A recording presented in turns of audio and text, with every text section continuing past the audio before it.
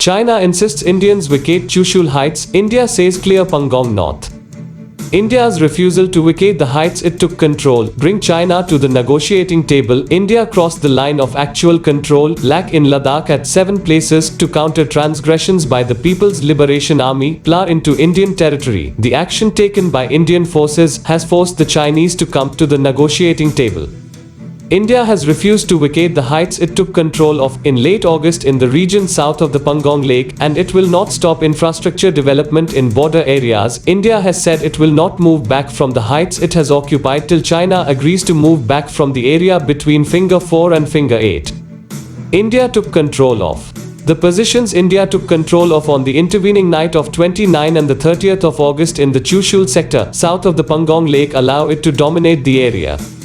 These positions on the southern bank of Pangong Tso allow Indians to dominate the region because they not only overlook the Spangur Gap but also the Chinese garrison at Moldo. Chinese forces had occupied the area between Fingers 4 and 8, stretching nearly 8 kilometers along the north bank of the Pangong Lake. In early May, the area occupied by China was patrolled by both sides till April. China demand. The Chinese wanted India to vacate southern bank positions first. During the 7th round of talks between the two sides, the Indian army has told the PLA that is not going to withdraw from these heights till China agrees to do the same on the north bank of the Pangong Lake. India demanded that both banks should be vacated by both sides simultaneously to mutually agreed positions.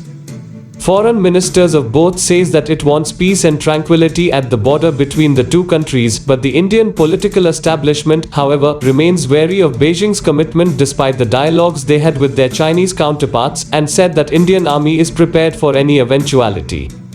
A joint statement after the 7th round of talks last Monday stated both sides agreed to maintain dialogue and communication through military and diplomatic channels and arrive at a mutually acceptable solution for disengagement as early as possible.